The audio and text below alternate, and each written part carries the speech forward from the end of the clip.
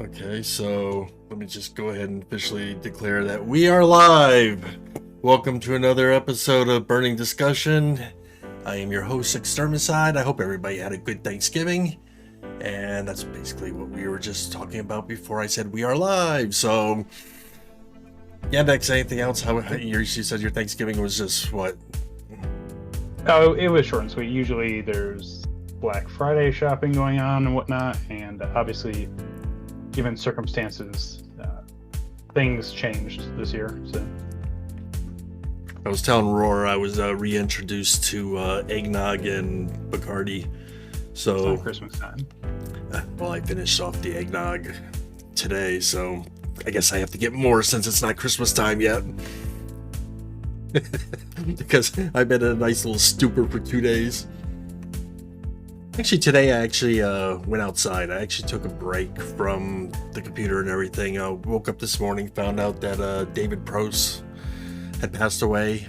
Darth Vader. I saw that as well. Yep. Yeah, so we went over to Hollywood Studios and walked around Star Wars Land a little. Paid the guy tribute. Gave our respects, but they had their Darth Vader walking around there and everything, and everybody just freaking, every time you saw Darth Vader, people were louder than normal. Give me 2 seconds. Okay. So, yeah, he will be missed, but he's up there with Chewbacca now and R2-D2.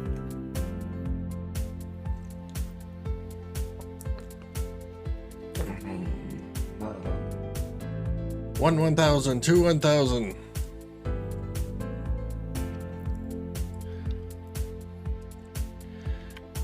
Let's see who we got in the house here. Blood Gun Demon. Hello. Michael Scott. Hello. And the man is back. And... Ready, go. And you said your Thanksgiving was uneventful. Yeah, I don't do too much for the holidays, so I just played WoW. Oh, that game's like a cancer. Just the name of it. Just whenever I hear it, it's like a cancer. It's like people are still playing that. Jeez.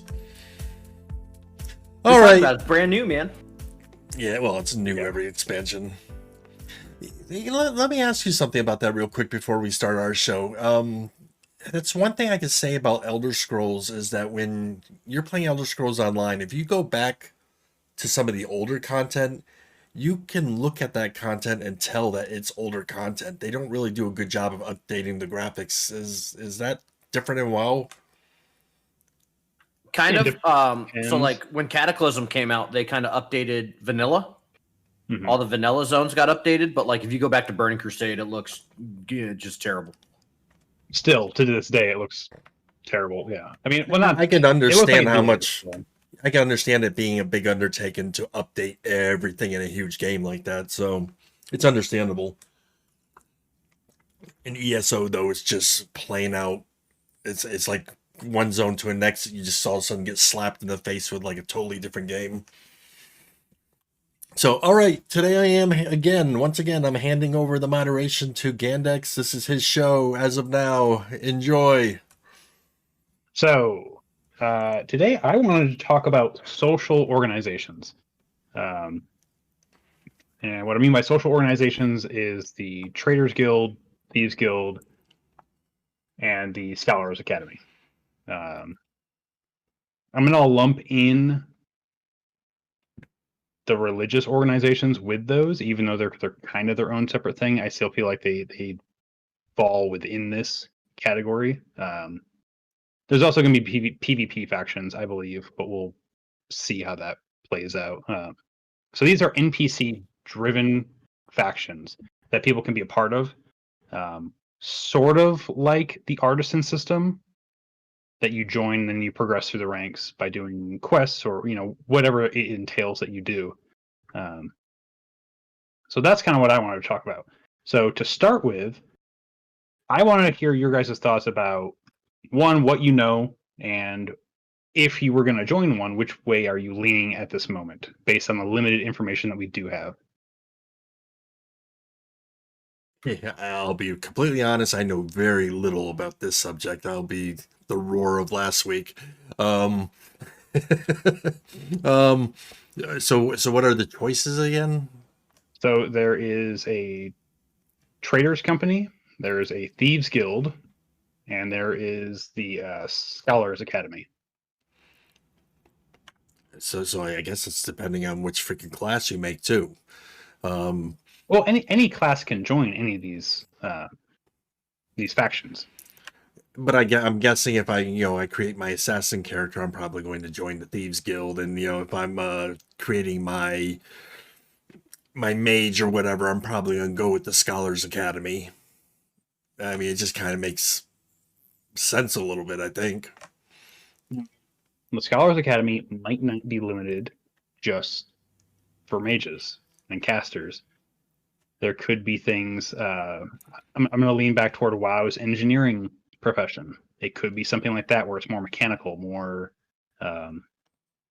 innovative. It could be that you learn crafting patterns from the Scholars Academy because they're gonna have a huge library of resources, I imagine. So maybe you learn things that way. The Thieves Guild doesn't necessarily mean that you're gonna go murder people because it's again the Thieves Guild. You're gonna go ideally go Robin Hood things, steal from the rich, give to the poor, or steal from the rich and give to yourself. But we'll see how that plays out. Traders Guild obviously is there for commerce and brokering. But Roar, any thoughts, opinions? I know feelings? nothing. Didn't even know those things were happening. All I can speak to is like Elder Scrolls. Elder Scrolls does a really, really good job of the Fighters Guild, the Thieves Guild, the Mages Guild, all those different little organizations that you can join. They have their own quest lines. They get their own skill lines. They have their own progression paths that you can follow. And I think they do a really good job of it. I've always been kind of a Thieves Guild guy myself. And I feel like if they can mimic that, sort of, that'd be really, really cool. But I mean, and Elder Scrolls is a perfect example because I think it's the only time I've ever come into contact with something like this at all. So same. I'm gonna have to always reflect back to how they did it in Elder Scroll because other than that, I just have nothing to go on. So there will be a huge difference between what Ashes is attempting to do and Elder Scrolls. And first and foremost is that you can't, if you join one of them, you can't join the other two. So if you're part of Thieves Guild, you cannot join the Traders Company or the Scholars Academy. I don't know why I keep forgetting Scholars Academy. I have to keep, wasn't it like that looking at my list? Wasn't it like that in Elder Scrolls, Roar? No, you could join all three all at the same time. Yeah, you could do anything and everything in Elder Scrolls. Okay. It did not matter. And sometimes it was beneficial to do all three. And depending on which way you want to lean, there was other factions as well, Dark Brotherhood, etc. But because sometimes you would end up, if you knew what you were doing, there would be both of them would have a quest that led to the same spot, so you knock out two birds with one stone kind of thing. But this, unfortunately, you can't do. You may, however, leave any of them at any time and then join another one. However, you will then lose all your progress with that one that you were currently at. So, similar to like WoW's profession, if you want to switch professions, you lose. Yeah, you lose all your progress. So now, is this separate from the religious order thingy that's going on in Ashes? It is separate. Also? Yes, it is separate from religion. I don't know how they're going to phrase it, but there are 7 religions, 10 religions. Right. I keep forgetting. Something I think it's 7. But this is separate from those. But I do believe it's going to function in a similar capacity. But then again, I don't know. It's all speculation right now. So things we do know. So wait a minute. So let me ask you: why did you want to touch base on this subject? I thought curiosity. I think because again, like you guys said, not really any other game has done something like this, especially an MMO. So while ESO has, their Fighters Guild, Mages Guild, and I believe a Thieves Guild as well. And it's been a couple years since I played, they didn't play a very large role they did give you some skills and augments, I believe, but Yeah, I don't know, man. in worst case, if it's short, we can always pick another topic.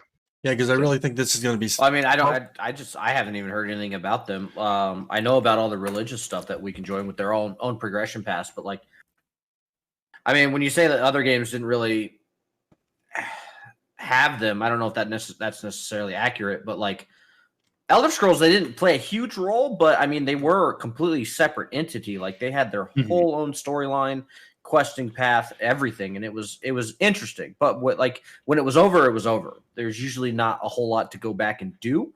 You could always like the Thieves Guild, for instance, in Elder Scrolls Online, you can always go steal stuff from players, which I know there's not going to be any theft in Ashes.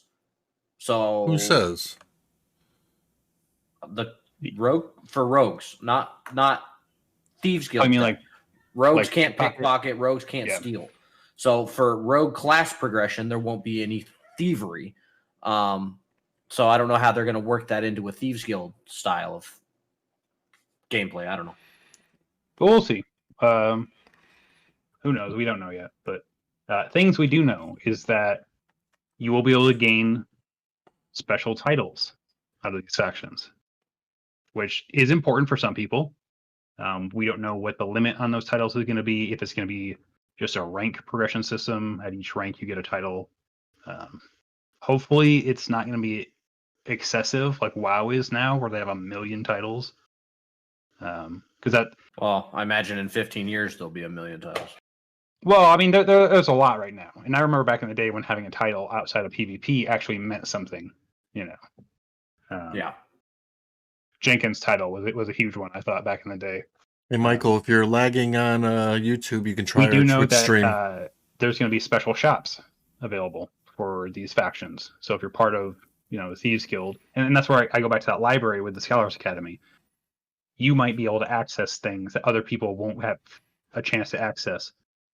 And I assume, this is an assumption, that the higher your rank goes, the more accessibility you have. Kind of similar, I'm going to lean back toward WoW. Your reputation, as your reputation increases, you have access to certain things that you normally otherwise wouldn't have. So, what all those shops entail, we don't know yet. Do you guys have any speculation outside of what I just said? No, this is a hard topic. Yeah, I mean, this is one where I'm sitting back and I'm saying, "Hey, all right, preach it, Ghandex, educate us." I really freaking don't know what else to say. I'm just telling you the information I know, and it makes me wonder about like the trading guild or whatever you said they were. Like trading companies, what it's called, yeah. Like, what would they have? Like lower taxes and surcharges if you got high. I mean, because like as far as I understand, like the taxes and stuff that are going to be set in these city style nodes, they're set by the player base, right? Like the mayor can set the tax rates. So what kind of benefits would come from like a traders guild in that aspect? Like in World of Warcraft's auction house, there's always a portion of the gold taken for auction house surcharges and stuff like that. But like, would it lower these things, or I don't know? Would they have? I think it would. I think it's going to be that marketplace that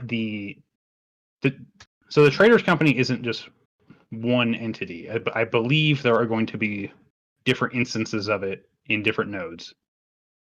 So if you're part of the traders company, and you might be able to, use that connection with other traders companies. We'll see how that all plays out. But the traders company is going to maintain somewhat control of that marketplace or that auction house, I believe. So you will be able to get better discounts. You will be able to sell things and have less of a cut taken because you are a member, is what I believe. We don't know yet. We don't know all the benefits. Right. As far as the Thieves Guild, you might be able to sneak away with less taxes because you're part of the Thieves Guild, along with maybe stealing things. I assume you're going to steal things. Complete tax evasion. Now, is this going to be another thing where you have to you can only master one? Yes, you can only join one at a time, and if you leave that faction, you then lose all progress. So it is Interesting. something you have to pick and choose. Similar to It's like our religions are going to be if you join a religion, you don't have to, and you don't have to join any of these. But if you join a religion, you can't join another religion. You know, you're going to be devout toward that one religion. But what Yeah, you're it's saying is interesting. that these little organizations are separate from the religious aspects of it, Yes. or even the bounty hunters. That's a It is separate from bounty hunters as well. Yeah. okay. So Mm. this may come into play where, depending on the class you chose, and then what guild you chose as far as like bounty hunter guild or whatever, and then Mhm. which one, that those two options there might help guide you onto what organization for this third thing. See, this third thing is something I wasn't even aware of. So now it's just lumping another freaking Probably. pile of potatoes on top of my potatoes and gravy. So But that's what I like about this game is it has all these interconnected layers of complexity, and that's going to help. thick ass I think, lasagna. yeah, and I think that's going to help define your character as an individual because let's say I have a paladin and I'm a bounty hunter, and Roar has a paladin, he's a bounty hunter, and we're both part of the same religion, and we're both the same rank in that religion. But I join the Traders Guild, and he joins the Thieves Guild, and we get different augments based off of that, because that's what these are going to do. They're going to allow you to have augments. They're going to Which augment your which that character. that I'm vaguely familiar as far as the religious aspect of it goes. I do know that if you chose that, you were going to get some kind of special religious augment. So I can see almost every freaking healing type class in the game wanting to go and But master that aspect just to get their love, that their healing to the top tier that it can possibly be for the raids. so when you think about religion, think D&D religions is kind of how I'm picturing it. Where not it's not all good. There's not all going to be good religions. There's going to be, I believe, at least one bad one that's going to empower people that want to be necromancers, etc., things like that. And just because there's one that helps with healing spells doesn't mean there's not going to be a religion that helps with being a druid or a ranger, something along those lines.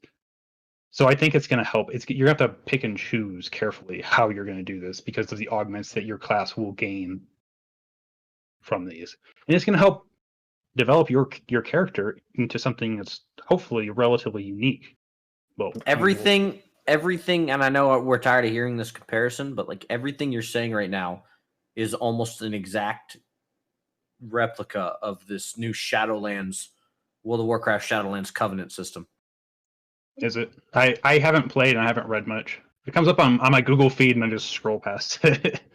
Yeah, it's really cool. It's to me, it's gotten some negative feedback, it's gotten some positive, but for me, it's like you have to choose when you hit max level. You have to. This isn't a choice thing, or like I just choose not to do it. But you have to choose one of these 4 covenants, and each have their own progression for different abilities, different cosmetics, different mounts, all kinds of shit. And you can only be part of one. And if you want to switch to a different one, you lose all progression that you made with the current one, and you have to start all over. So it sounds a lot, very, very, very similar. And it could be. This information has been out for a while, so it's possible that Blizzard might have stole it, but I don't know. Not accusing anyone of anything, just throwing it out there. Well, these types of choices have been in games for 20 years now, so I don't think it's a stolen idea anymore. No. But since you find a similarity, I'm just saying it could be a possibility. And So it goes back to what he was saying earlier. ESO has already got something in place too that's kind of like all this. So if anything, WoW could have stolen from ESO. it is, but Just like Steven is stealing a lot of stuff from all the other different MMOs too. Let's be fair and call it what it is. The Thieves Guild, the Mage Guild, the Fighter Guild, those things have been in Elder Scrolls for the last 18 years? Longer Correct. than that. Yeah. Since 94, 96, someone correct me on that. Daggerfall, whenever Daggerfall came out. Wow. Arena. Which one was first? I forget. I think it was Daggerfall. Daggerfall was first, yeah. It was like 94, somewhere around there. But I can't see how they're going to do anything different game impactful wise than like the games that we've already seen. So I don't know, and Shadowlands might be different. I don't know of anything, in ESO is slightly like this, but where because your choice based on your class and what faction you decide to join, where you gain an augment that will augment your abilities. And I know ESO kind of has that, but I thought ESO's was more like you actually gain abilities versus it changes an ability. But I could be wrong. It's been a while. Elder Scrolls Online, you gained an extra skill line, but it wasn't really anything that you could So use it doesn't of that change. chosen Yeah, choice. it doesn't modify an ability, which is what Right. these will do. And again, you get to choose whether you want your ability to actually be augmented or not. You have that option. It's going to be there, and if you want to put points into it, you can. If not, you don't have to. So I got a question in my chat. Does this mean that you can make a mage religious in the Thieves Guild? yes, you can. It depends on what religion you want to be, but that's for another topic. We actually have we know less on religions than we do on this topic. I mean, if there's supposed to be 7 of them, I wouldn't even want to touch on that. I mean, Roar said a second ago that, he doesn't know what they'll add new to the table, if anything. And that's what I'm really kind of hoping for. I'm hoping, because again, Steven's been was a gamer. He's been through the same things that we have. I hope he's kind of looking at this, and I'm sure he is, from an outside box type of view, where, okay, if we're going to release a brand new MMO and everything, we need to do things a little bit freaking differently. And of course, he's not going to tell us all these different ways or these different things right now, this far out. Why let other people, take your ideas and start using them right away? So I would love to go into the game on day one and it's like, what's this? To the point where I have to sit there and read that text carefully. It's like, to understand it, it's like, oh, you can do that? I want that kind of new stuff in this game. So you want it kind of like old school questing where you half-ass read the text on the quest and you start going to it and then you realize I was supposed to pick up the item that was next to that guy and I totally fucking forgot it because I didn't read that When part. I started MMOs with WoW, I was the guy who read everything. And then eventually I was the guy who just kind of read part of it. And then I was the guy who never fucking read anything. I just grabbed all the freaking text and I had all my mods tell me, exactly where to go. I think that's going to make the game a lot harder now since you don't have those mods where you're going to have to read these NPC texts or you're going to be completely freaking lost. Yeah, WoW killed cresting for me. Well, because they don't auto path you to it, but they tell you exactly where to go. Dude, I literally just follow the little yellow icon now. That's all I do. Yeah, exactly. So, and that's why I don't like. That's why I play WoW Classic. I got back into it a little bit ago, and you can get that with mods, but I don't have any of those installed. Because why? One, I know where most of the quests are and do and everything anyway, but don't know. Yeah, I mean, when I first joined WoW, I mean, I was in the beta for WoW, back in the day. And that release day when we started playing it and everything, you get a quest. They gave you a general idea of where it was. They had you looking for something like a certain knockdown tree that was next to a mountain cliff and everything. And I liked having the freaking search for that shit. And it's like, no, that can't be it because, where the hell's the big boulder he was talking about? Having to hunt and search. Like that too. Old Elder Scrolls games. What I liked about old Elder Scrolls games, Morrowind specifically, is that you talk to somebody, you'd get a quest, you would read their quest text, and then you'd have a journal that you'd write this down in, and it wouldn't be the same. Yep.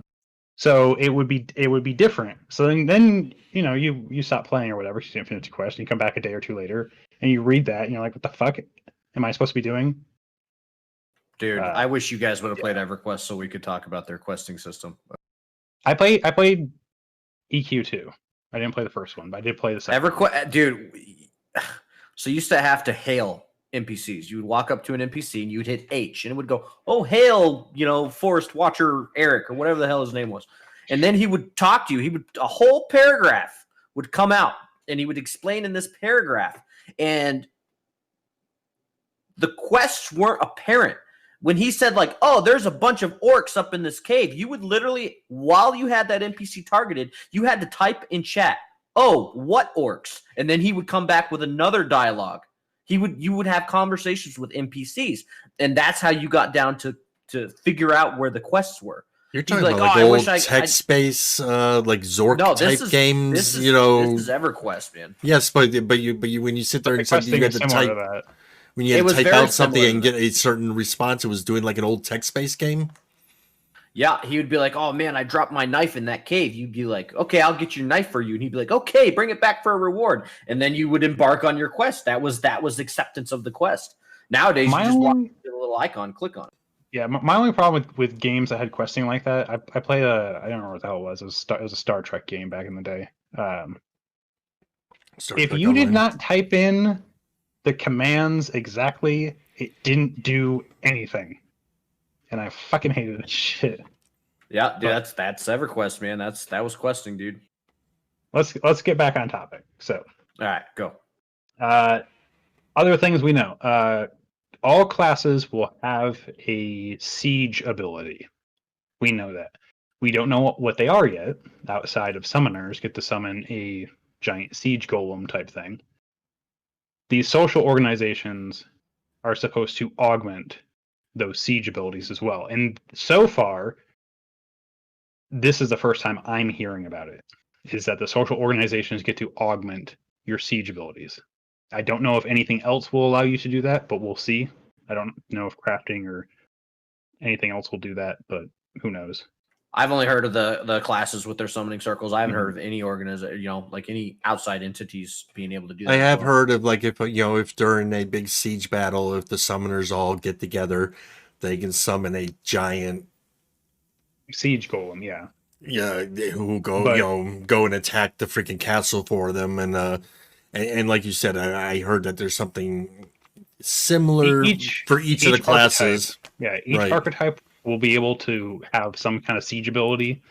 We don't know what those are yet. It's where a party, which is 8 of them, get together and then they perform their siege ability. But the social organizations will allow us to augment those abilities. We don't know to what yet. We can only speculate. So the siege golem might be a dragon. You might be able to summon a dragon. I don't know. A tank. Let's go big. Let's dream wild. You get to summon a freaking Abram. That'd be kind of cool, just to summon an Abram on the castle siege. But who knows? I like that idea. I think it's interesting. I don't think there's anything else in the game, including religions. Religions might also be able to do this. But there's nothing else that allows you to augment siege abilities, as far as I'm aware. So, and I don't know if all those summoners have to be part of the same organization in order for it to work. If it did, it adds another layer of complexity, but it's also going to be a pain in the ass to get 8 summoners that are all part of Thieves Guild to. And for that reason alone, I would have guessed that probably not. I mean, he's probably going to keep that aspect of it already, kind of simple as you can, since everything else is as complicated as fuck. That might be reliant upon the party leader then, which would make sense. Because as far as like the siege golem, the party leader is the one, when they summon it, is the one who's going to be controlling it. And the other summoners won't control it. They just I wasn't aware that someone was going to actually be controlling it. I thought it was going to become like a it'll act, on your team. As far as we know, as far as we know, it'll act just like a normal summoner's summon, but big as shit and kick ass. I can't wait to see those, man. Yeah, it'll be interesting. It'll be also interesting to see what other classes or other archetypes get to do.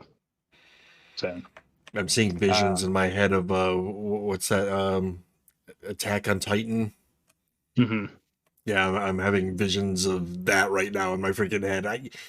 And I can't say whether or not I like it or not until we actually see it in in effect, which I have a feeling is going to be Alpha 2 probably. Yeah, I don't. Well, we're only going to hit level 20 supposedly in Alpha 1, so I don't think we're going to see siege abilities, but maybe a bunch of level 20s get together and fight other level 20s. Who knows?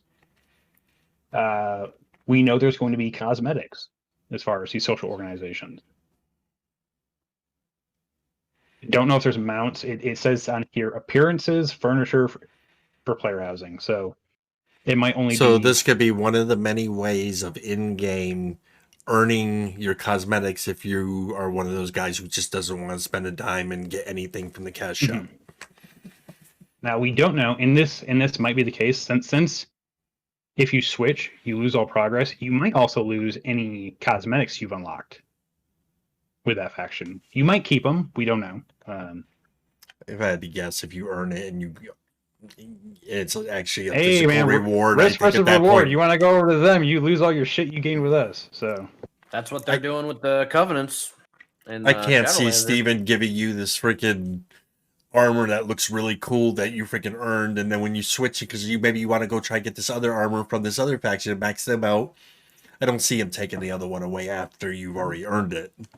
They might do something where you have you might not have to re-earn it. Like say you leave that faction and then rejoin, you don't have to grind out all that progression again. You might keep that outfit, but if you're not a part of that faction, you might not be able to wear it at that time. And that I would understand. That I can agree with. I don't know. I can see you just straight up losing it. Like you lose all progress. But again, we don't know enough to validate that. So we'll see.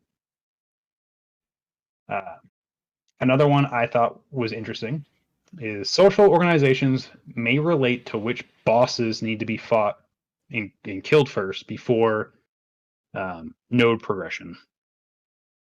So as nodes level up, bosses will spawn within a vicinity of that node in a dungeon or a world boss or what have you, and it'll be up to the players to defeat that boss at least once. We don't know how it's all going to work, but at least once before the node can then continue to progress and level up. And if they don't, it doesn't level up. So social organizations, depending on how many people are part of it and depending on how much XP, etc., is being dumped into the node from them, that also might play a role in which bosses are summoned and which bosses need to be killed. So interesting, I thought. So are you saying that there will be obstacles in front of node progression that we have to group together as a zone or yes, whatever? You do. That is correct. It's not just like grind out XP and level up the node to level 7 and call it a day. There will be literally, like, I want to say it starts at stage 4. Once a node hits stage 4, it'll spawn a boss somewhere, and it'll notify people. It'll notify players. So on the one hand, Steven's sitting there saying, we're not going to have no group finder in this game whatsoever. On the other hand, almost everything I'm throwing in this game at you, you need to have a group for. Yeah. Be social or be dead. Yeah, basically what he's telling you. I mean, I know that they've said time and time again that there will be things for the solo player to do, but the more I hear, the more that the solo player is going to suffer, in my opinion. It is an MMORPG. I kind of agree with that. It is an MMORPG. The social player or the solo player will struggle, like in most MMOs, but I don't think he's going to be completely out of it. Me as a player, okay, I think I'm pretty sociable. I like to freaking socialize with people. But every now and then I get into a mood. I get into a rut, and I don't want to deal with people. And I want to just freaking knock out a bunch of quests solo. And to be honest with you, some of the fastest leveling I ever do is doing it on my freaking own, where I'm not tagging someone behind me who's lost it. Oh, you didn't grab that thing from the quest giver? Well, let's go back and freaking get it. Oh, you didn't grab that quest? And they're slowing me down, and I like to be that guy who's very efficient with his quests and gets them done and everything. But the more I hear about this whole system and everything, it makes me feel like, even for questing, you're probably at some point going to have other people with you. And I can understand that for certain small dungeons and everything. And that's fine. There's gonna be quests that you have to, have other people. Like, I'm gonna go lean back toward like WoW's elite quests. You either have to out-level the quest, or you have to have a group of people. I'm firmly believe that, but there still will be plenty of quests that you're able to do solo. I don't think it's going to be Final Fantasy 11. Oh, you hit level 10. Good luck soloing anything, including Right. lame ass quests. Because that shit was rough. Like you had to be in a group. And I don't think it's going to be forced. I don't think, based on the videos we've seen, and I know they use GM cheats, but based on the videos we've seen and the information we've been given, I don't think it's going to force you to be in a group. I think it's going to encourage you to be in a group, but only it's going to punish you for not being in a group. So it says on the wiki that like the instanced versions of dungeons will be made for solo players and very small groups. But I think anything outside of that, I mean, everything is scaled to an 8-man group or higher. So there's no scaling. Like this, like, oh, this mission will scale down to 3 people. That's all that's right, and I'm glad that for that. To be honest with you, I don't like dungeons at scale. Yeah, me too. And unfortunately, like you're right, the solo player is going to struggle.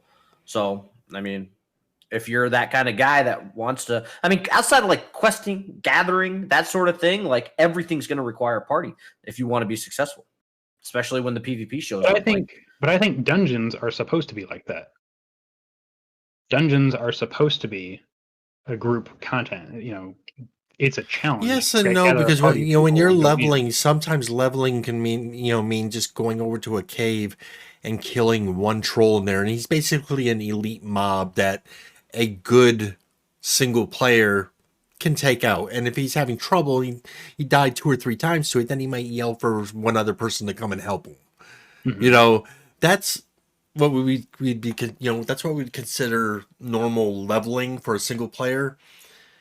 But again, I think everything about this game, he doesn't want to make normal. He's trying to make it different, and I'm all for that. Unless you get to a point where change means hindering. In other words, if I want to log in by myself, and just, I'm not feeling very sociable today. I just had a tooth pulled. I don't want to talk. I'm just, I'm medicated. I just don't want to be sociable. And I want to play by myself, but the content that's being put in front of me is kind of forcing me to need help. That I don't agree with. I think there will be some content that you need help with. But again, I think the majority of it, if you want to do solo, you can. There's going to be the things like raids, dungeons, etc. that you're going to have a group. But I'm perfectly fine with needing a group. However, what I'm not okay with is this 8-man party size. Because sometimes, in most games, even the most populated games, like sometimes it can be hard to fill a group. And since some of the content doesn't scale down, like if the like normal group size dungeons that are made for 8 people, like you might not ever see the end of them unless you're at like prime time hours. You got a super populated guild where everybody wants to do everything. Like even in the most populated games today, like getting 8 people together outside of a raid is difficult. Mm-hmm. Especially without a group. How many people were in your group last night when you were playing WoW? That's 5, but we have group finder. Yeah, but and even with that group finder, okay, you lost a guy. I was watching you for a little bit, and you had trouble finding that 5th person because someone dropped out of his raid. And using a group finder, he's trying to find that 5th person to come and fill in that spot, and having difficulties getting one freaking person. I was looking for a DPS too, just to help kill the final boss. They've already cleared the whole freaking dungeon. So I mean, well, who wants to go in just to kill the last boss? I mean, come on. Unless that's the one that drops the freaking good loot. Well, maybe you don't need loot from that guy. I'm just saying. Maybe you don't need loot. But I'm just saying. I think. I mean, EverQuest had 6-man parties. Mm-hmm. Sometimes it would be like EverQuest didn't have group finder. EverQuest didn't have like a game wide looking for group chat. There was no way to get a hold of people unless you ran your ass all the way back to the main town and shouted out, and then you'd have to get this guy and run all the way back to your group together. And I'm sure Ash is going to be the same way. If they have a group wide looking for group chat, that would be amazing. But I think getting 8 people together to conquer this 8-man scale content for non-raid content, I think that's going to be difficult. That's just my opinion. I will say this, okay, and I'm in agreement with him not allowing any mods in the game and everything. But I really think, as far as not having a group finder, I think that's something he should rethink. I don't really feel that not having one at all is going to be a good thing. And I can almost bet you what they're going to end up doing is I heard all these towns have the bulletin boards, and they're going to end up using those bulletin boards to freaking advertise for freaking groups. I don't That's what necessarily they're need a meant for. group finder where like I can literally just put in a queue system that, hey, I'm a level whatever warrior, I'm looking for this, invite me when you see this. Like, but if we have a way to broadcast, like classic WoW doesn't have group finder, but they have that game wide looking for group chat channel. It doesn't work for looking for group most of the time. It's a political channel or a bullshit channel.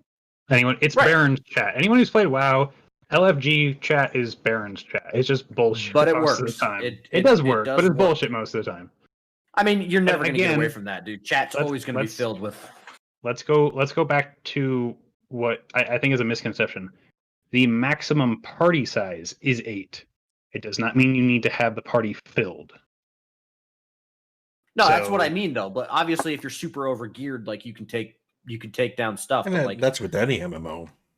yeah, that's any game. But like, No, well, you know, I would Yes and- imagine that the main boss of an 8-man dungeon is going to be pretty strong. we'll see. We'll see. I believe these dungeons are also supposed to be progressed through like raids. But we'll see. Okay, so you know how in raids, I'm going to use WoW. It's also like AQ 40, 9 out of 9. That's how many bosses they've downed. You know, back in the day when you struggled to progress through Blackwing Lair, etc. I think dungeons are going to progress in a similar manner. There's going to be bosses. You're going to struggle. But I don't know. We will see. If it's hard to get a group together, then that means it's more rewarding for those who are able to do the dungeon with that group. So, I don't think dungeon we'll see. rewards are going to be based off of the difficulty of finding people to come play with you. It means that you actually got a group together, and that the rewards are going to be better than people who never got that group. And would you be in agreement with that? Because basically what you're saying is like if you have I'm not friends, saying it's okay. I'm just saying then you get rewarded. We may have to live with. But again, we're getting hell off topic. So, do you see Extermicide Ghandex? Does he look colorful to you? yeah, Like purples and greens in the background? no. Oh, there it goes. Yeah, there's his green curtain, but No, like I don't Like know. Christmas tree? It's getting kind of distorted. he does have for me, he does have a Christmas tree. It's been there for a no, while. like it was like your whole thing was getting kind of crazy looking. Oh, that's the Bacardi from I've been drinking all week, man. It's the aura. It's affecting your camera.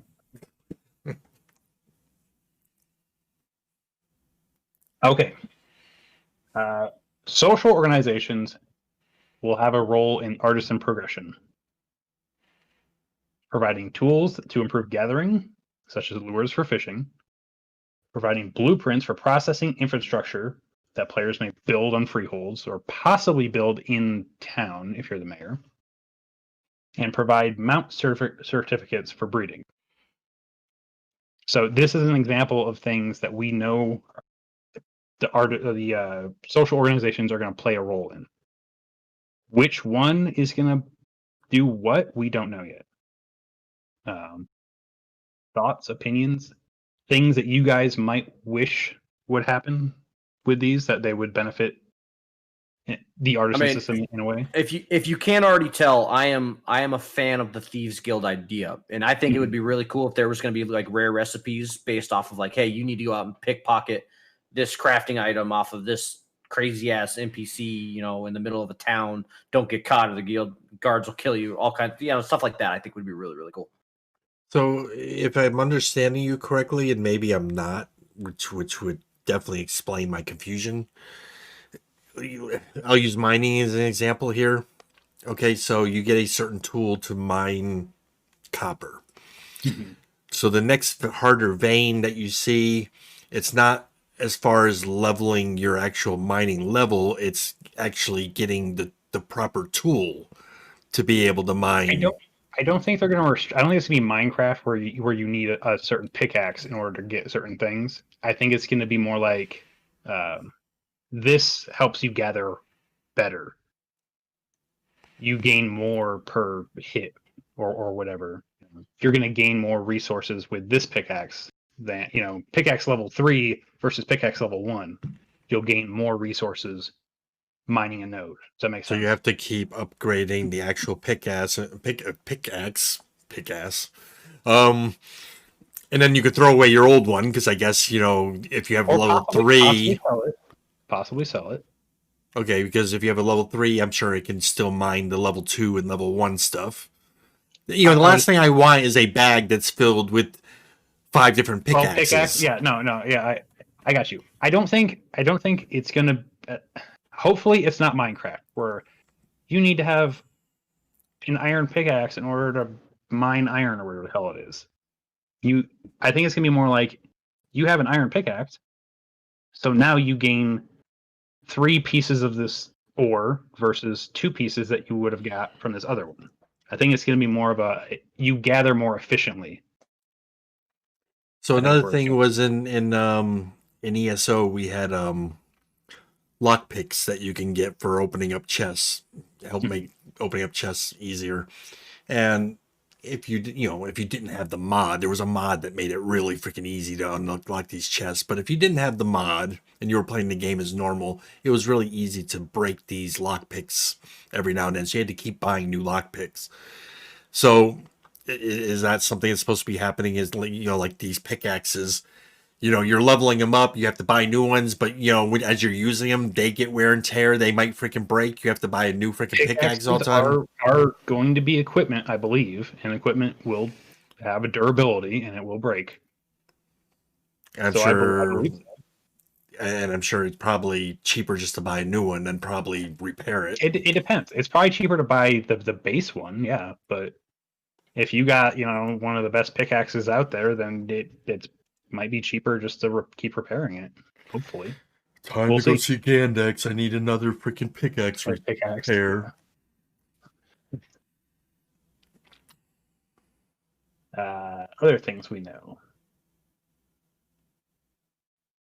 Player progression through a social organization will be achieved through tasks or quests.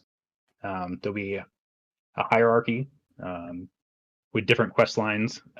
We don't know how that's all going to work. We do know that these social organizations will play a role in node sieges and castle sieges with sabotage, espionage, intrigue.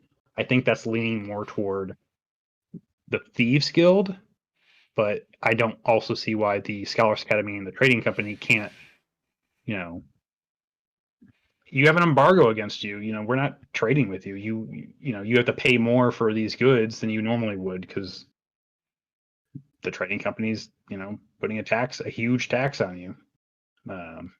Scholar Academy is going to go blow up your shit. I don't know. Well, I know in a couple of live streams ago that one of the viewers had asked in one of the live streams if there would be special quests for like a rogue to infiltrate a city and like during a siege and like try to steal like battle plans or something. And they said that they had no plans for that currently. So I don't know about that, but I think that's a really cool idea. That's something they should probably look into. Oh, I know they're talking about espionage. I don't know what that all entails. And they might say that they don't have plans for stealing battle plans because we don't even know if we're going to have battle plans. We don't even know what they would actually do. It was just an example. It's not like and I agree, but they might say that they don't have plans for that, saying that they don't have plans for battle plans. Because if you watch their wording, they are very careful with the way they word things, and sometimes it's confusing. So, but I do know they plan some kind of espionage. We don't know what that all entails, but hopefully it is, stealing, sabotage, where you sneak in, break siege equipment, etc. There's a lot more that they could do. Like, it's not necessarily just scouting out or stealing battle plans, but like scouting out the area. Like, how often in like big wars, when you're trying to infiltrate a city, you send 2 people in, incognito to like scope out the area and get a lay of the land and figure out this, that, and the other. Like, I don't know, but that would give you some sort of like little battle enhancement for the siege. I don't know. It would be kind of neat. But again, the way they worded things, You gotta be careful. They have to, one, be careful the way they give out information, and two, the way they word things is sometimes confusing to us, and people take that and translate it into something it's not.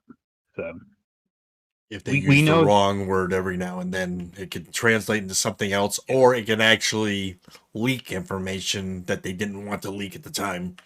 Yes, it's possible. So we just gotta be careful with it. And again, this is all speculation. So we'll find out more once things are actually thrown out there.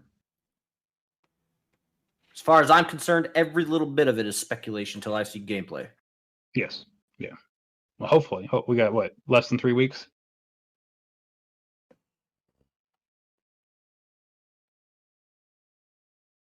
You Some of us. bastard.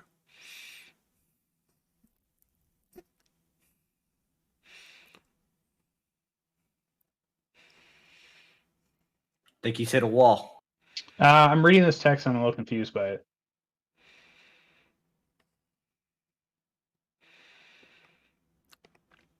Ah, see, now you know how it is when I freaking run into shit like that. Yeah. He sits there and starts chewing me out. It's like, oh, are you okay?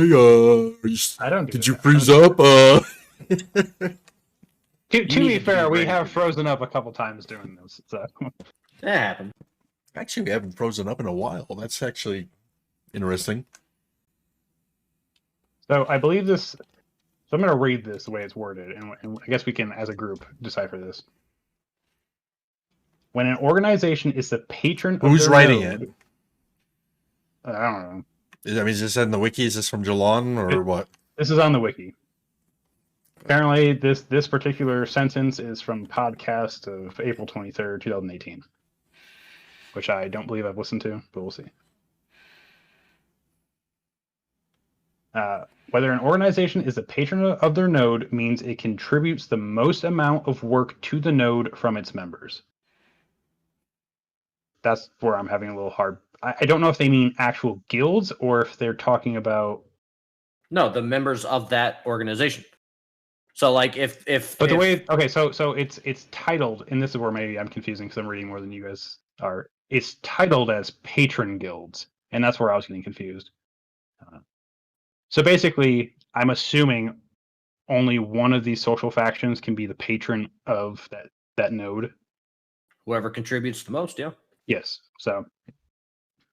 So if members of the Traders Guild are the ones that contributed the most to the node, there you go. They're the patron guild. That thieves, yeah, the thieves guild. You say traders? Traders guild I is said the Traders that time. yeah. Messed Traders it up guild then. is the patron of that guild. Patron guilds unlock the following benefits for their members: emblems that can be applied to guild armor. She says guild armor. That's where I'm getting confused. I don't know if they're talking about That would be guilds or if the they're talking about. equivalent. Because they're not, because there's going to be player guilds and there's going to be NPC guilds, just like in every other game. You're not going to Yeah. say the Traders Organization. It's going to be called the Traders Guild. It's going to be different than Well, player it's called the guilds, Traders Company. Is what it's called. whatever. Either way, I don't know. Either way. I guess we're just going to ignore this part because it says guild hall, guild this, guild. Yeah, so I'm just going to assume that is misplaced on this page. So, but yeah, that's what we have on social organizations. I honestly think if I'm going to join one, it'd probably be the Scholars Academy. I feel like they're going to be the better one for crafters to join. But then again, we don't know. It's all speculation. You think the Scholars would be better for crafters than the Traders Guild? So I think the Trading Guild is going to be better for if you want to generate money versus the Scholars Academy. I think you're going to learn more plans. I think you're going to have access to more things that you can craft. So Perhaps. I guess it depends on what you want to do. I want to know as much as I can, be able to craft as many different things as I can. I think that's a lot more valuable, in the long run than just being able to shell out a lot of cash, or rake in a lot of cash. That's what I'm saying. Fair enough. Thoughts, X? Mine will definitely be based on whatever class I'm playing at the time. I knowing the way I usually level up in any MMO, I probably will have like 2 characters at the beginning. Usually one that I will play with my everyday, buds like you guys. If I'm, you guys are online, I'm leveling up with you. But if you guys aren't online, then I'll probably switch over this other character and level him. That way, because I don't want to keep leveling the same guy and then get him so far ahead of you guys, So No, I usually balance two what characters. what two classes / archetypes are you looking at playing? So I'm probably going to be looking at some kind of since we're freaking. kind of done with this. I'm looking at some kind of freaking mage. Like, in my mind, I got some kind of orc mage going. Okay. And then the other one would be some kind of. I was leading on predator before, but it'll be some kind of assassin class. Stealthy assassin class. So with me, obviously my main is going to be a paladin, but then my secondary is my alt is going to be a predator. I already know that from the get-go. I've known that for well over a year now, since we've known what the classes are going to be, or at least what their names are. So that'd be kind of cool if you do predator and I do predator. So because then we can see, because I assume at some point we're going to take different routes. And those, So again, if I'm playing an assassin class, I'm probably going to have them join the Thieves Guild. I mean, and my sorcerer, I probably will do the Scholars Academy. Yeah, just because I think there's going to be benefits there for a caster. Like you said, it's not limited to, but I'm going to assume the high ground here that most of it probably will be perfectly geared towards him. Possibly, we'll see. Roar, what do you plan on playing? At least one class, if not two. And just to cut the Roar off just for a second, because I said orc for my spellcaster, and I'm kind of leaning towards that Vec class too, because the Vec race gaze towards it. They're stargazers, so you remember what I was saying too about being on ships and all this too. I have a strong feeling that they're going to have a big play in the whole navigation thing of ships and all that too. All right, I didn't mean to cut you off like that, Roar. Yeah, how dare you? No, it's funny you asked that question, because right when you asked me that, my the class combinations popped up on my little live feed here. How did they? So there's, I know you guys have seen the picture of the Renkai orcs, like the samurai looking ones. Mm-hmm. Those guys look sweet. And yes. I usually don't play a fighter type character in any game. Not a fan of like the warrior, the frontline brawler. I usually play a tank, or I play some sort of / like magic caster, damage dealer. Not caster though, like the shaman. The shamans with all their fiery and lightning goodness really speak to me in World of Warcraft. But reading about the summoner and their ability that says that some of them can summon weapons to fight alongside them. They can't equip these weapons, but they'll be like, I'm assuming like magic sword, yeah. Yeah, it's like a pet. The fighter summoner combo called the Blade Caller speaks to me. I want to be like a samurai Renkai orc summoning crazy amounts of blades that, in my mind, seem amazing. Who knows what it'll actually be when it gets here? But sounds well. That's all we have to go off of right now is our own perception and how we view these things. Like I know jack shit about what the paladin's gonna be able to do, but that's what I like. Right. Calls to me. Yeah. So in his mind, he's seeing this nice Japanese freaking Hollywood action movie and everything. That probably by the time it gets we actually see it, it'll be made out of claymation. Maybe. So the way Roar is describing that character is have any of you guys seen Fate Stay Night? Yeah, dude, that's exactly what's in my mind, bro. Oof. Yeah, I've seen it. Yeah. Or that's what would be badass as fuck. I don't think you're gonna get that wall of swords behind you. I mean, that like just talking about how crazy the summoners are, and having a summoner fighter combo called the Blade Caller just sounds amazing. Like you play League of Legends, right, Ghandex? I have. I don't play it regularly. Are you aware of Aurelia in League of Legends? She just has like blades floating around her, and she can control them and attack. That's like something that like that, or like you said, like Fate Stay Night. Oh man. Yep, 1,000 Blade works, dude. Yeah, absolutely. Yeah. Well, not Thousand Blade Works. I was thinking of That's just a really cool fight, though. it is. What the hell's his name in the golden armor? I'm drawing such a blank. And I'm visualizing what you're saying, and then I have to ask this question because we've seen it happen in other MMOs. Do you think they're going to allow you to design or to create a class that's going to be able to go and you're mounted and you go and you round up freaking 50 mobs and then you jump off, and that one class is going to be able to freaking DPS them all freaking down, no problem at all? This ain't WoW. I don't believe so. I don't believe so. But based on the way that they describe in a one-on-one combat, it's supposed to take 30 to 60 seconds with people on equal levels in order to kill each other. Because I mean, with the character he just described, I can see all these blades just hacking anything that comes near you. And the character I'm thinking of is Gilgamesh, by the way. Let's see if I can pull up a picture of what he's doing. Yeah, the guy who summons the blades out of the sky. Yeah, where he just holds his hand up and just a wall of swords just fucking out of nowhere. I know exactly. Yeah, I know exactly. I've seen them all, but there's the one in Unlimited Blade Works or Infinite Blade Works, whatever the second one is. The guy Unlimited Blade Works, yeah. Oh my god, he teleports you to a graveyard of swords. All the headstones are just swords, and he can pick them up and control them and fight with them. It's amazing. Archer, yeah, dude. Yeah, sign me up. I'll do it. I hope not, dude. That's what we do in a lot of games that we play now. We just, hey, go kill 15 of these. You literally pull 15, put them all together, bing, bang, boom. Him down. Yeah. No, down. I don't want it to be as bad as like WoW Warrior questing, because that shit's rough. But I do want it to be something that takes time, something that's intensive, something that requires a little bit of thought.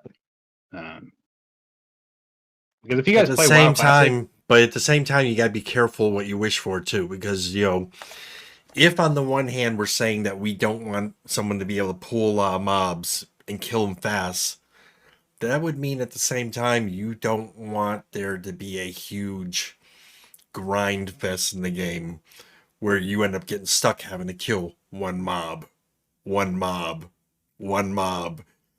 just to get this freaking shit done. That's kind of how Classic is sometimes, man. Unless you're a mage, you're literally pulling 1 to 2 guys, then you sit down and drink and eat. Pull 1 to 2 guys, sit down and drink and eat, and it gets tiresome. It does. Very tedious. But that's when balance comes along. Everything in this game is going to be balanced off of group combat. There's nothing that's balanced off of one-on-one combat.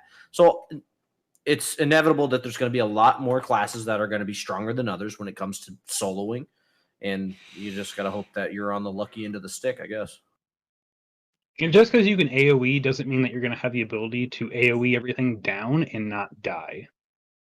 So this is the only MMO I've seen where AoE kind of scares me, because we've talked about it before, the whole freaking combat thing. I don't want to end up AoEing somebody that I didn't mean to AoE, on accident, and then all of a sudden, reward. X, I just sent you a picture. If you want to throw it up on the stream, that's what we're talking about.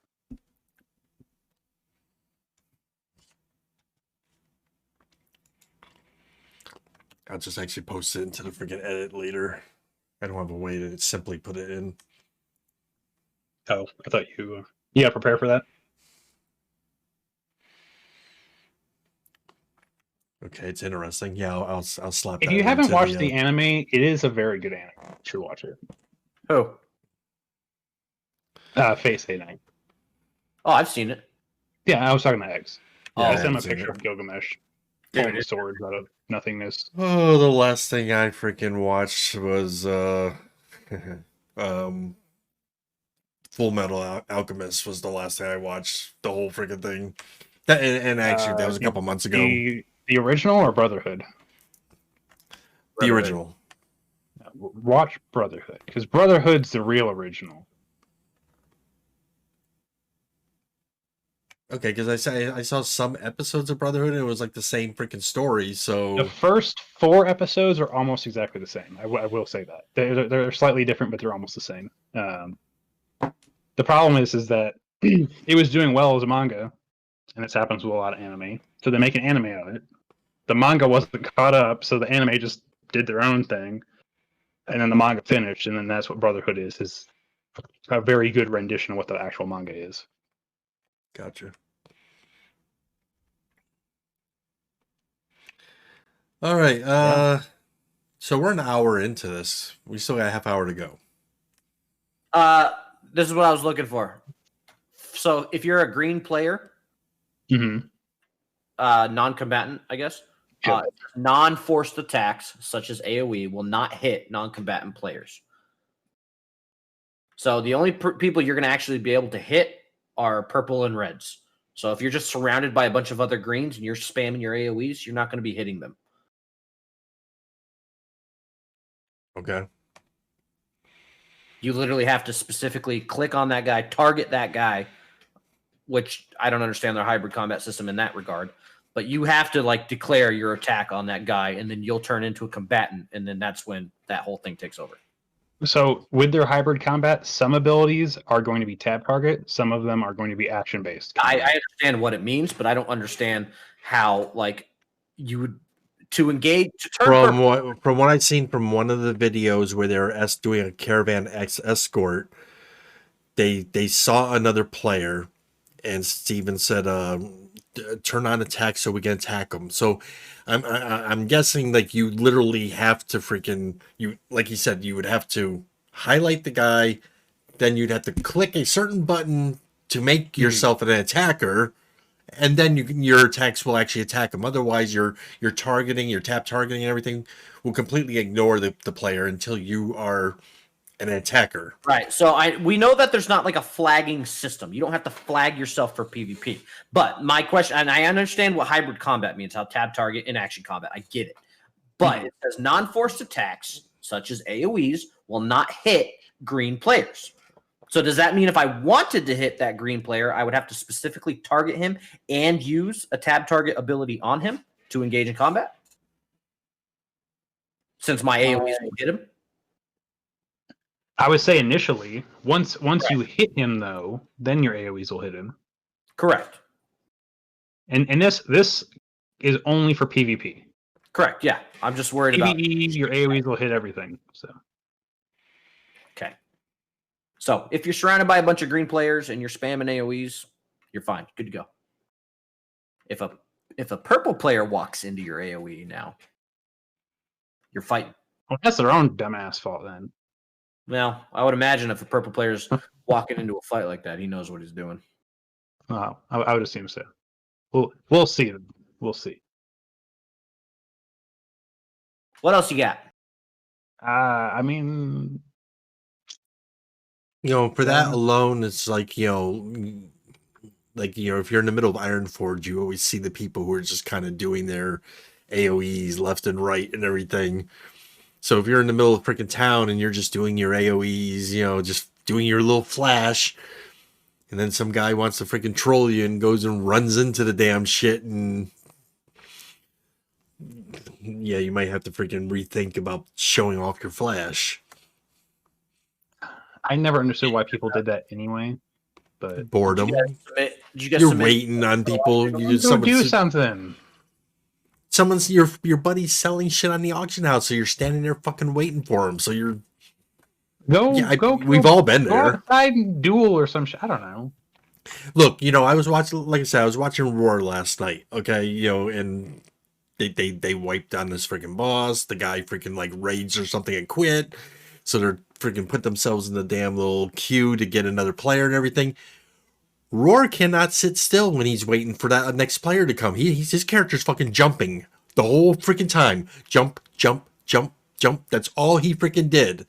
It's hard to freaking just be patient and wait without doing something. Maybe I have more patience than other people, but maybe. So if we want to talk about the lack of a looking for group system, and I know we've kind of touched base on this, and a lot of people have opinions.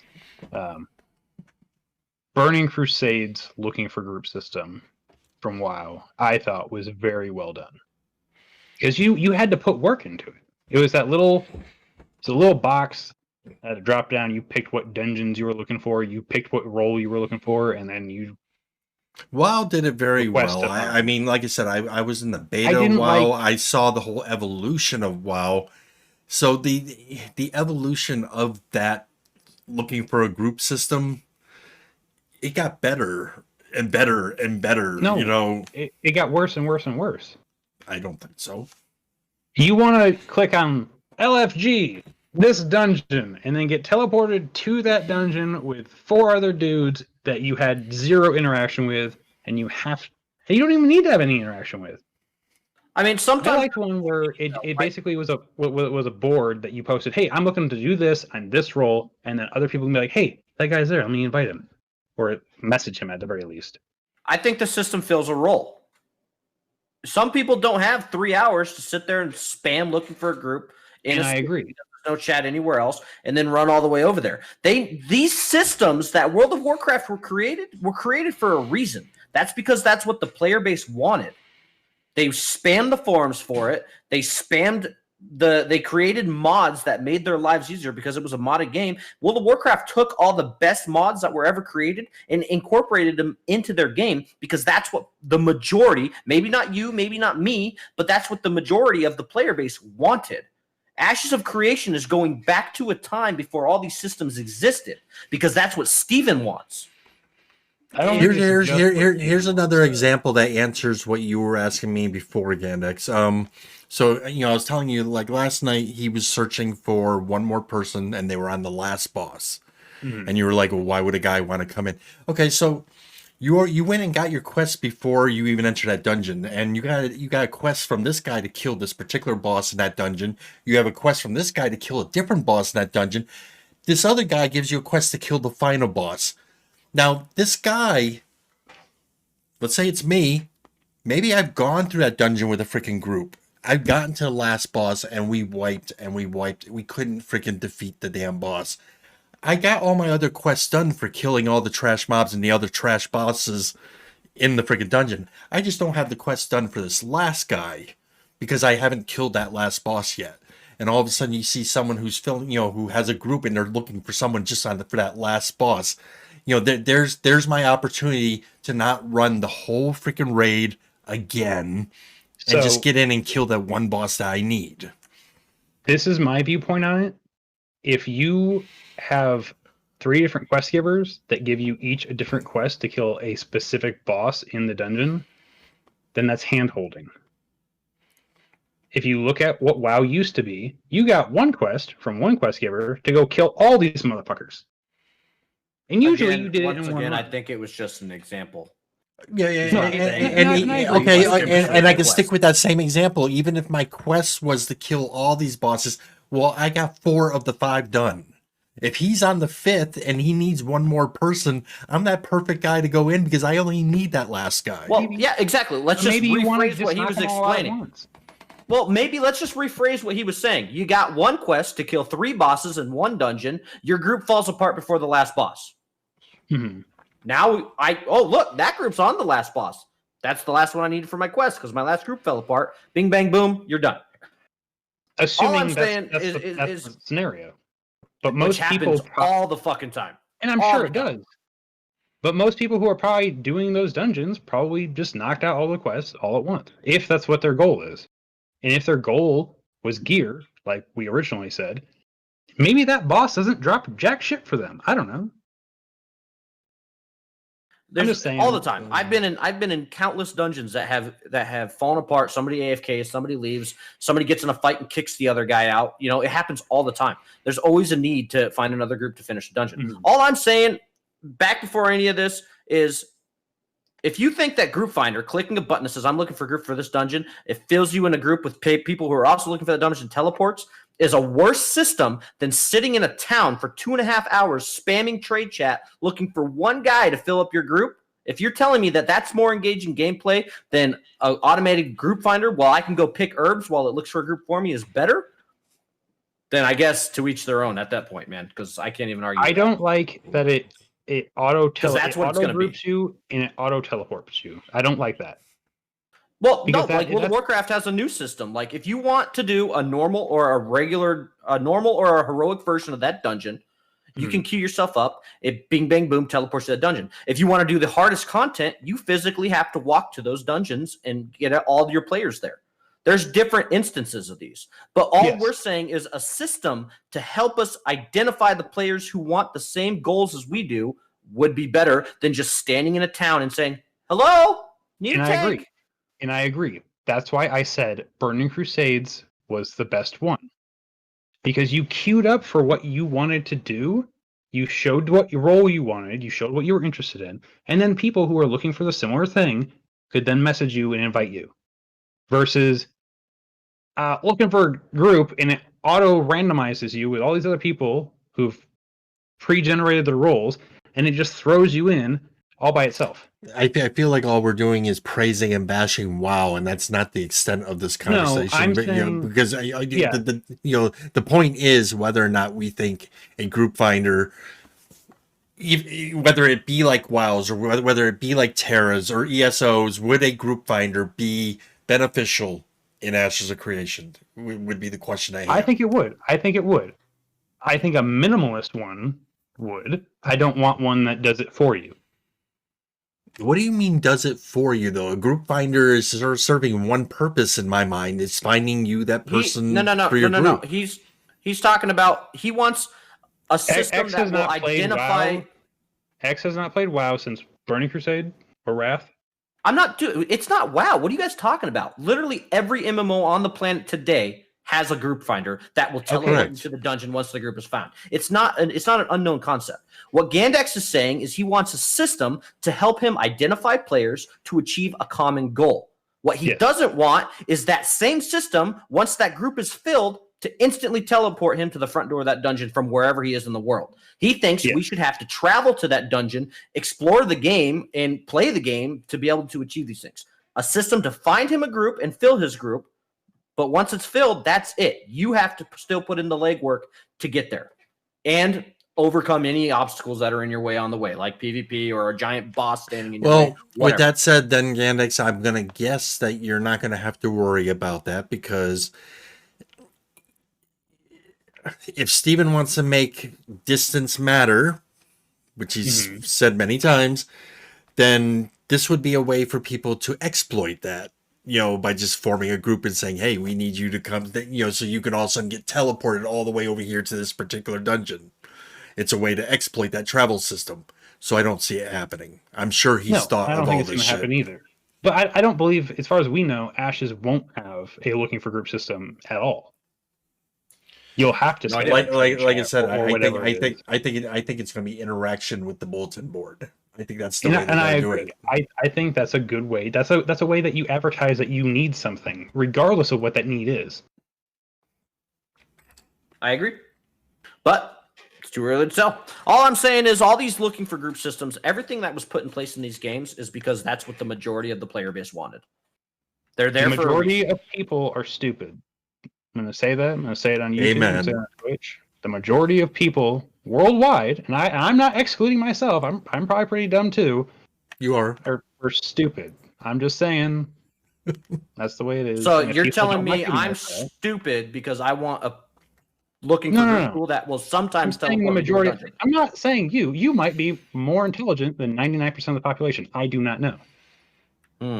What I'm saying is that the majority of the population are stupid. And if you can't, like a pretty ignorant comment myself, if I do say so. Remember, all hate mail to the burning discussion goes to Ghandex. Just send it directly to him. We'll do a little reading every episode too, if it becomes a thing. Just saying, there's some old school gamers out there that want everything to be super fucking difficult, and there's some that want things to make things easier. And then there's old time gamers too who don't like change, and they don't want anything to change at all. They don't want to see us freaking develop forward on the MMO because they just hate change. All I'm saying is quality of life exists. It does, but at the same time, let me throw out another example. When you order pizza, do you go pick it up or do you have it delivered? Depends on my mood. Right now with COVID, I have it delivered, but which is annoying because half the time these fuckers don't ever ring the doorbell. I'm I just got an saying, when I Amazon order package fucking this pizza, morning. I definitely don't go on a quest to go pick Roar, up pizza. I need you to relay this to your superiors. Ring the fucking doorbell and walk away. 'Cause I got an Amazon Hey, package man. this morning. Nothing. If you log into your I Amazon didn't know it was account, there. if you log into your Amazon account, you'll see under the settings tab, you'll see a delivery instructions window. But do you blame them, man? Do you blame them? I don't expect them to wait. Put the package on the doorstep, hit the doorbell, walk away. That's all I'm asking. That's all I'm asking. Is that what's in your delivery instructions? I'll have to look, but probably. I put my delivery instructions for them to throw it on my back porch, and every single one of my Amazon packages goes on my back porch. Pretty impressive. It works. I don't know what it's like. And where the hell are you? Colorado? Colorado, yeah. We'll see. I'll check my settings, but no, and it's not just Amazon. It's FedEx, UPS. No, I'm just saying. I mean, there's a lot of things that we do in real life that we do because it's convenient for us, and we don't fucking bitch about it. But when it comes to this video game, if I don't have to walk to a dungeon, some people are like, "You should have to walk to this dungeon." It's bullshit that I can get teleported to a dungeon. Let me call the pizza delivery guy real quick. You know, it's like, okay, you're fucking contradicting yourself. It's one or the other.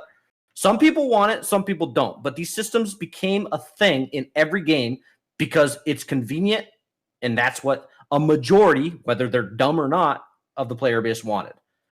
And if Ashes launches with a system where I have to stand in a main city because that's the only place my voice can be heard and shout out that I need a tank or a healer for hours, that hurts my gameplay. Mine, not anyone else's. That hurts my gameplay experience.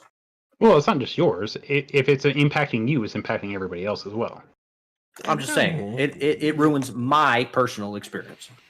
I'm not lumping myself in with the general with the general populace. Have you ever? I'm myself. Have you ever had to do a quest for a particular dungeon? Again, let's go back to the whole thing. I have to kill the final boss in this one particular dungeon.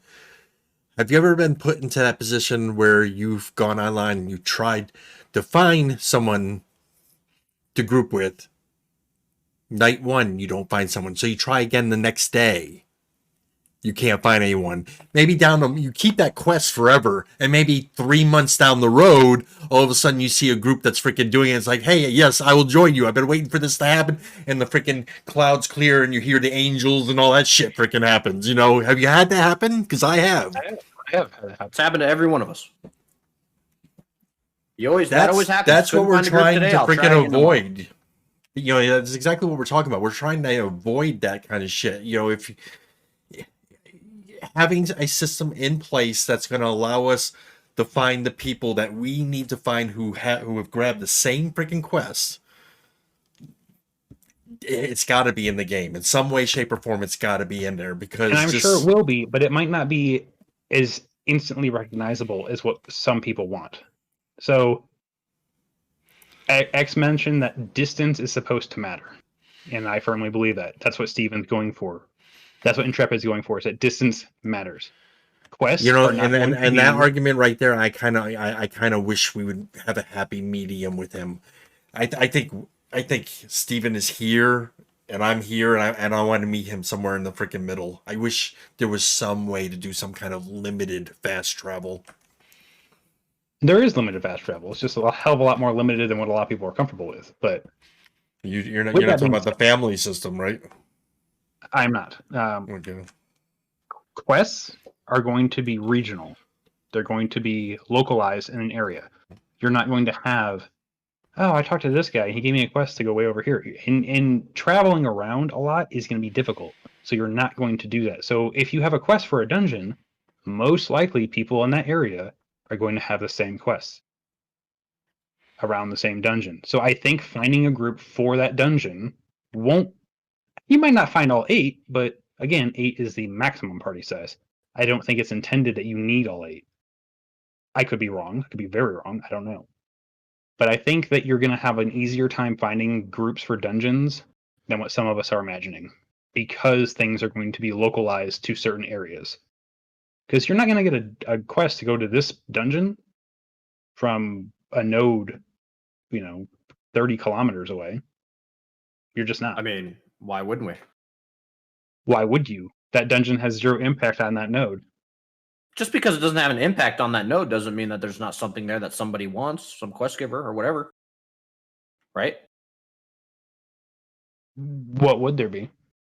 There's nothing in Zul'Farrak that some alchemist in Undercity needs, but I still have to go all the way across the continent to do it, right?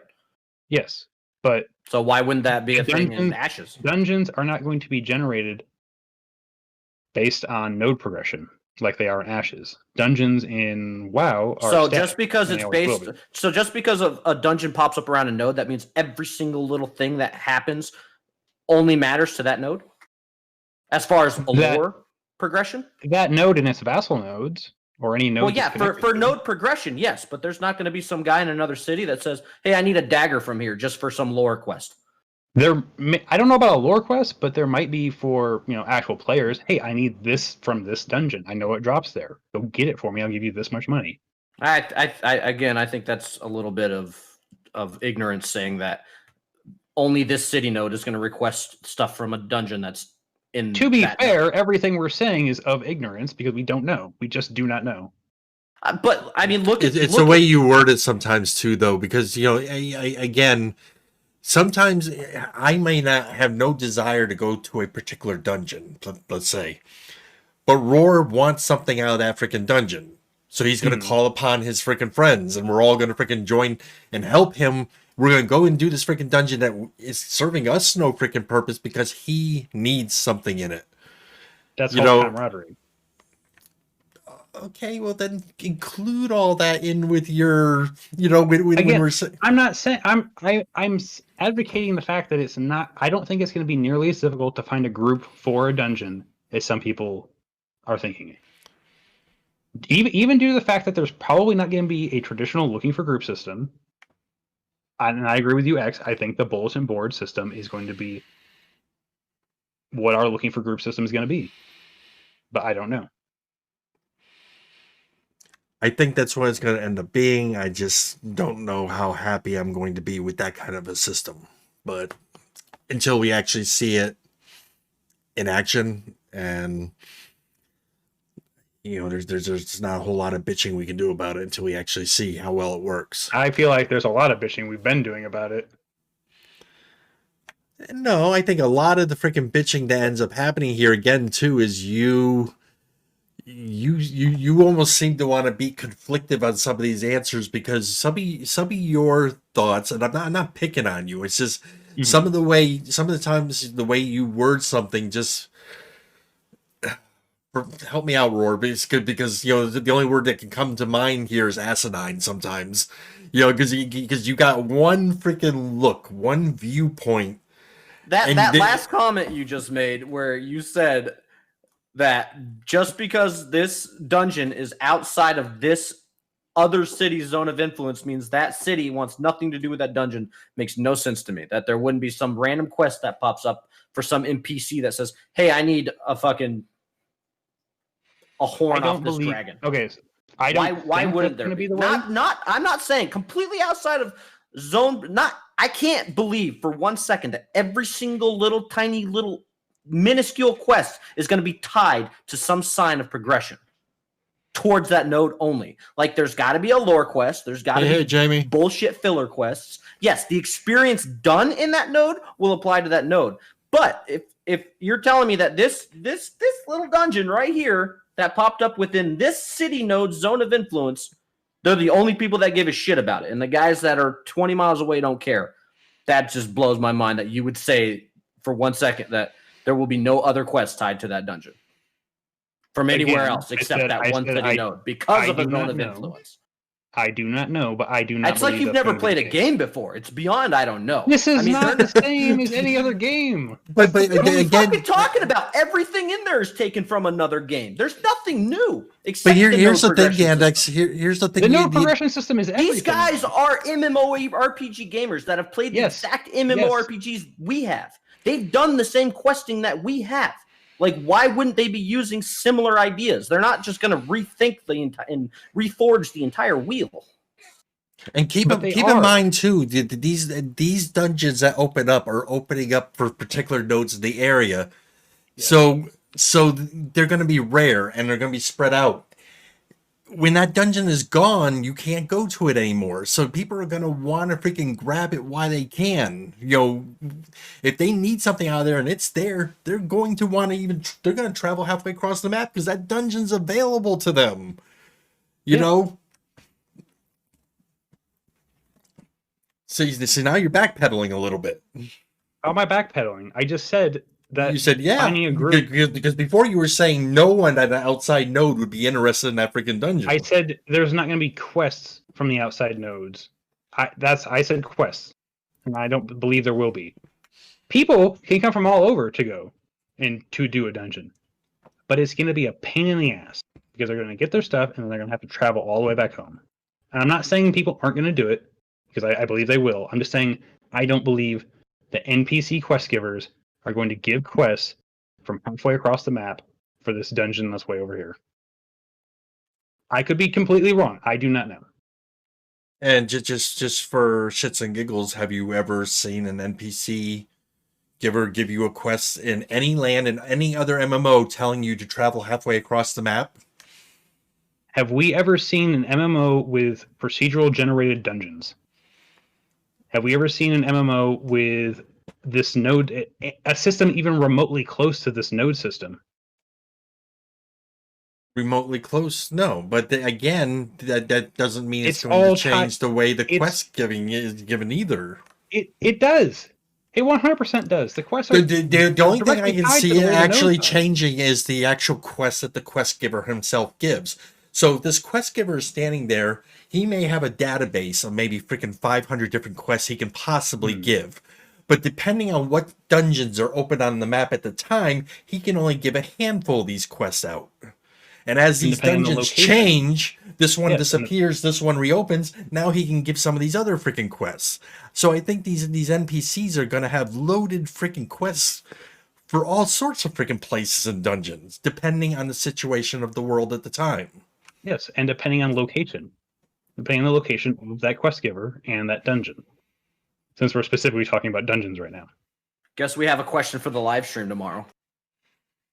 It just doesn't seem completely unheard of to me, completely outside of node progression, that, there's some NPC, some random NPC just somewhere in the world, whether he's on the side of a mountain or in some city or whatever, and a dungeon opens up in a node completely not tied to him, and then this sparks a lore quest that for this NPC is like, oh shit, this dungeon is open?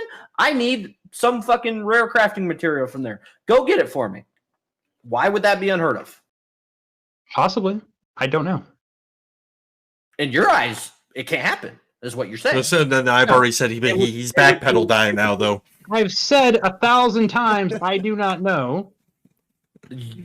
But it's not what you said originally. Yes, I did. I said I do not know. Giver isn't a part of that dungeon's node progression that it can't happen. Because every single quest has to be tied to a sign of node progression. Yeah, and that's the way I believe it's going to work. Just because nodes are a thing, that means everything is tied to a node's progression. Everything is tied to node's progression. Do you not know anything about this game? What do you mean? Just because you're killing a mob in an area, you're getting the XP contributes, but it's not like that's the end all be all. That doesn't mean that you can only get a quest within that node's progression. Is that what I mean? That's what I'm trying to say. Just because I'm in this node and I get a quest in this node, why is it unheard of that the quest that I gained in this node would send me to a completely separate node? That's what you're saying. Only quests that you get within this node apply, and you're only going to fulfill objectives in that node. Correct? Because they directly affect the node. The XP you generate in that node. I'm never going to be in this metropolis, this node's metropolis, get a quest there, and he's going to send me to a separate metropolis because that's the quest. You're saying that's not going to happen because it won't tie to that particular node's progression.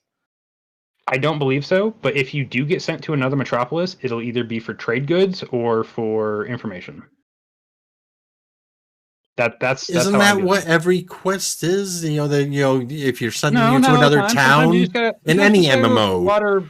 boars for no reason. Yeah, but in any MMO, they might send you to a different town to go talk to vice executive so-and-so and get information from him. And then you have to travel back and give the information. And it's like, oh, so that's how it's done. Okay, we can now proceed with this quest. That shit happens in every MMO. Okay, but going and talking to somebody in a different town is not the same as I need you to go to this dungeon for no reason. Who knows? Crafting material. Why wouldn't there be? I don't know. See, you I honestly cannot give you a good answer. Aside from my original statement, which I don't believe, as far as dungeons go, that you're going to get quests outside that node in its immediate vicinity. I don't believe you're going to get quests from there. Outside of that, that's going to segregate us to very specific sections of this huge map, and I don't really care for that. I don't believe so, because no dungeons are going to come and go. Well, let's put it this way then. I 100% hope you're wrong. I think you are wrong, and I hope you are, but again, This is just quests about dungeons. Not saying that people can't come and do the dungeon and get loot. Oh, it's much more than dungeon quest by now. No, you made a quest for the entire node. We turned it into that. No, you're talking about going to another metropolis. I don't know. Wiki, it says that establishing a metropolis can take weeks. It can take months. So if it actually takes that long, and I'm only going to get quests that are tied to that vicinity, then that I'm gonna run out of quests real quick. I'm not saying one. A node's zone of influence is a lot larger than people are imagining it's going to be. Dude, we have pictures. I'm not imagining anything. I know how. Okay, so I don't think we're going to be running out of things to do, but I don't know. I didn't say running out of things to do. I said we're going to be locked in one section for a while. But you don't have to be. If you're part of a guild that their goal is this is a metropolis, crank it out, do it, grind for it, then yeah, you're gonna be locked in a spot. But if you're not part of that, diversify yourself, switch citizenships.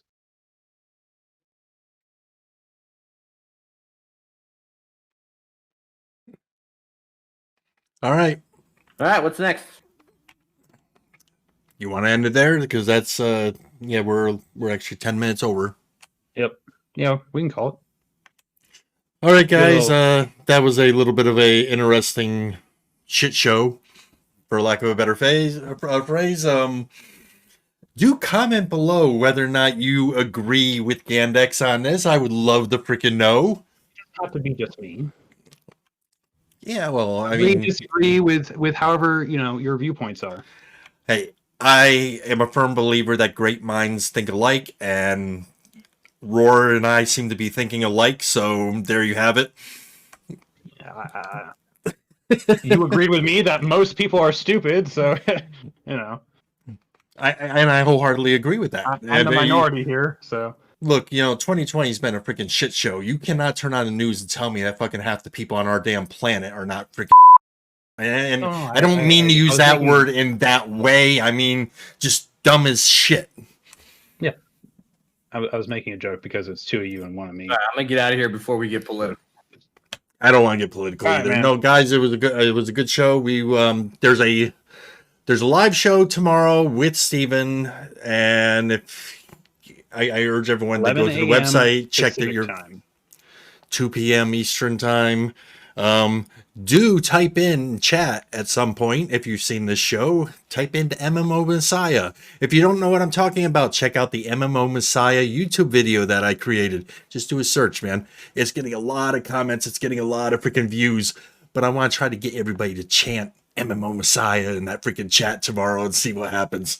Anyway, good show. And guys, check out the Burning Discussion Twitter.